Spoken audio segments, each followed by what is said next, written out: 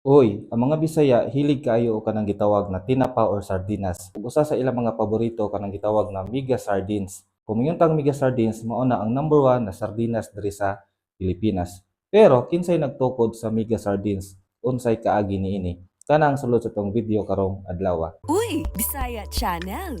Ang channel para sa mga Bisaya. Ang nagtukod o founder sa Mega Sardines mao si William Chu Lim. Siya ang gibansagan nga Sardinas King diri sa Pilipinas ug siya ang founder sa gitawag na Mega Global Corporation. Sa una, ang trabaho sa founder sa Mega Sardines dili pa magbuhat og mga sardinas. Ilang trabaho sa una is mo supply og mga isda sa mga existing na mga sardines company diri sa Pilipinas. Katong gamay pa ang founder sa Mega Sardines na si William Chu Lim, tabang-tabang pa siya siyang papa sa pagbantay sa tindahan. Kini siya eskwela sa UP iyang kurso Electrical Engineering. Og sa pag-eskwela niya sa UP, iyang naila-ila iyang asawa na karon nga si Mary Lou. So kini siya iyang asawa na sa Mary Lou is nainegosyo iyang pamilya sa fishing industry. Pero kini siya napansin sa founder sa Mega Sardines na si William Chulim na ilang mga barko is mga gubao na. Mao nang nakaunahuna siya nga tabangan to ang pamilya sa iyahang wife karon na si Mary Lou. Og 1972 nagbuhat og sakyanang pandagat si William Chu Lim. Og sa paglabay sa panahon, ni desisyon na si William Chu Lim nga mag-produce og kaugalingon nga kumpanya na sardinas. Kay sa una, manghuwa sila isda og ibaligya sa mga kumpanya pod nga nagabuhat og sardines. Pero sa paglabay sa panahon, nagka-desisyon sila na magtukod og kaugalingon. Og diha nahimugso ang Mega Sardines. Sa una, apil jud sa pagtrabaho si William Chu Lim sa pagpanguha og isda dito sa dagat or sa laot. Ingon pa niya, lisod ni siya kay balod kaayo og suka-suka pa siya sa unang panahon. Pero sa paglabay sa panahon is naanadra siya. So daghay trabaho si William Chulimo as a founder sa Mega Sardines katong niapil na siya og pangisda dito sa dagat. Nahimo siyang fisherman, nahimo siyang mekaniko sa barko, ug nahimo pud siyang electrician. So daghan siya trabaho dito para lang molambo ang iyang kumpanya na Mega Sardines. Year 2000, dito nagsugod sa pagbuhat og mga lata ang founder sa Mega Sardines na si William Chu Lim. But pasabot, niundang na siya supply dito sa mga existing na mga kumpanya sa sardinas og nag-focus na siya sa pagbuhat niya og kaugalingon.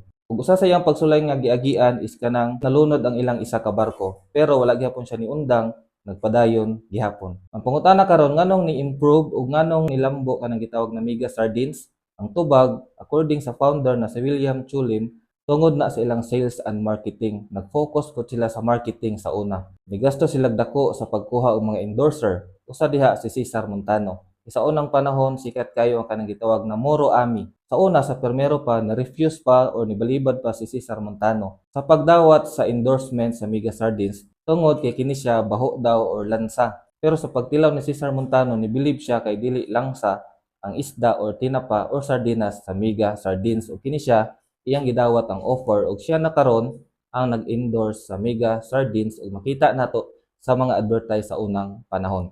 Ug dito nagsugod ang pag-boom sa Mega Sardines, dakog tabang si Cesar Montano. Usa pod sa nakatabang sa paglago sa Mega Sardines is kanang ilang process sa pagbuhat og sardinas.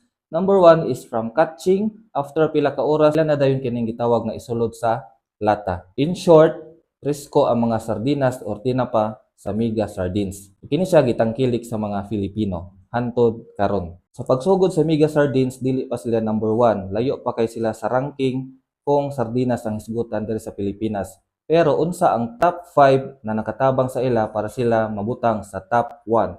According sa founder, ang nakatabang sa ila para maabot sa top 1 is katong giingon gaina ang ilang process from catching to canning. Masulod dayon siya sa lata, presko ilahang isda, presko ilang tinapa or sardinas. Ikaduha, katong gitawag na advertisement ni Cesar Montano. Dako kay impact, dako kay kabig, dako kay bira sa mga mananaway itong pag-advertise ni Cesar Montano. Sunod, katong gitawag na pagbuhat nila lata nga dili na mo gamit og kutsilyo kay na sila gibutang dito nga easy to open, no, na lata katong atong makita karon. Nga na lang nimo bunloton og birahon, maabri dayon kanang gitawag na lata sa sardinas sa Mega Sardines. Kana siya dakong tabang kay ang mga unay dali ra nila maabrihan ang tinapa or sardinas. Di na mo gamit og kutsilyo na dugay kayo abrihan.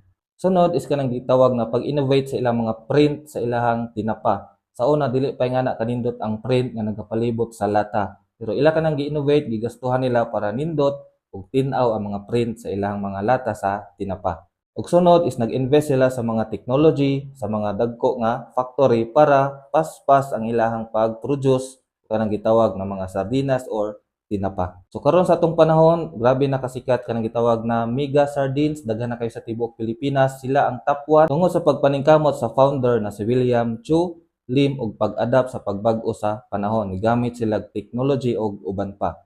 Karon ang Mega Sardines nag-distribute nag mga tinapa or sardinas sa 50 ka nasod ug nag-diversify na pud sila no, nipalit pud sila og usa ka kumpanya. Kung kaila mo kanang gitawag na James Coffee, gipalit na siya sa Mega Sardines. Ug karon ang Mega Prime Foods, ang kumpanya ni William Chu Lim is daghan na po yung mga produkto dili lang tinapa. Na sila gitawag na mga kanton, mga sutanghon, fruit cocktail o kanang gitawag na mga tuna. Kana siya is under sa Mega na corporation ni William Chu Lim. Ug karon na-retire na ang founder na si William Chu Lim, ang nipuli ang iyang anak na babae. Yang anak 5 ka buok, 4 ka lalaki, 1 ka babae. Pero ang nipuli as a president is iyang anak na babae. Siya si Michelle Lim Chan. Ug mao nagpadayon karon sa legacy sa iyang amahan pagpadayon sa Mega Sardines diri sa Pilipinas. So unsay lesson ana sa kaagi sa founder sa Mega Sardines? Number 1 is focus. Dapat mag-focus ka sa usa ka butang nga imong gibuhat. Then kung mulago na, pwede na ka mag-diversify.